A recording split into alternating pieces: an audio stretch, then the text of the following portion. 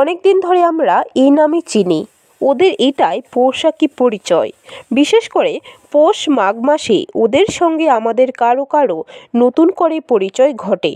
কোমরে দড়ি বেঁধে তরতর করে খেজুর গাছে উঠে যাওয়া, হাতের ধারালো কাঁচি দিয়ে গাছের বিশেষ অংশ কেটে দেওয়া, সেখানে হাঁড়ি বসিয়ে রস সংগ্রহ করা।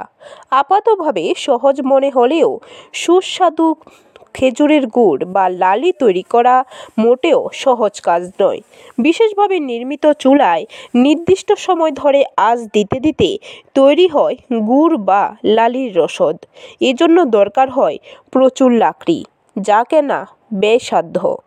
এক কথায় পরিবারের প্রাচীন পেশা টিকিয়ে রেখে জীবনযাপন করা এক প্রকার অসম্ভব হয়ে পড়েছে।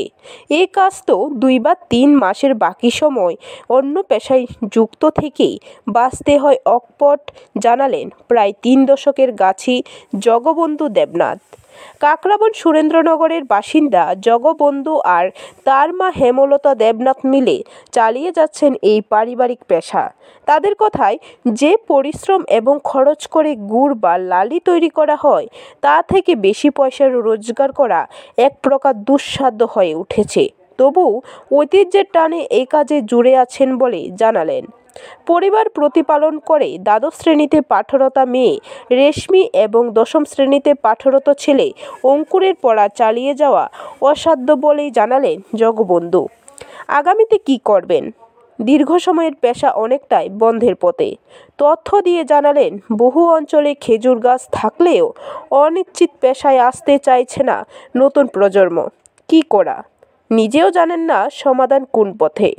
আগামীতে গাছিরা থাকবেন না, অবলুপ্ত হয়ে যাবে এই প্রাচীন পেশা, তা অবশ্য বলতে পারছেন না। তবে সামনের পথ অনিশ্চিত। এ কথা জেনেও খেজুরের গুড় বা লালি তৈরি করে যেতে চান জগবন্ধু ও হেমলতা দেবী। কি নাম আপনার? জগবন্ধু দেবনাথ। বাড়ি কোন জায়গা? বাড়ি কাকরাবন মোটর স্ট্যান্ড। কি ব্যবসা করে? ব্যবসা করি আমি খেজুর গাছের লালি, বাটালি, খেজুরের রস বিক্রি করে সংসার চালাই। তারপর আমার বৃদ্ধা মা, তার ওষুধপত্র এটা দিয়ে বহন করতে লাগে, ছেলেমেয়ের পড়াশোনার এটা দিয়ে আমার বহন করতে লাগে। খেজুরের গুড়ের উপর নির্ভর হয় বিশেষ করে 2-2.5 মাস 3 মাস। রোজ এটা দিয়ে আমার একটা মোটামুটি সংসারটা চালাই। কষ্ট হয়, 60টা গাছ কাটতে আসে, কষ্ট হয়।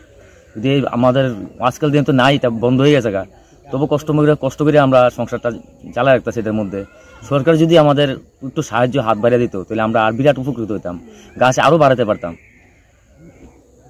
এইটা দিয়ে এই কত মাস, আপনার বছরে কত মাস এই খেজুর রস বিক্রি করে? বিশেষ করে যতদিন ঠান্ডা থাকবো, 3 মাস, 2.5 মাস, 3 মাস, ঠান্ডার উপর নির্ভর করে সবকিছু।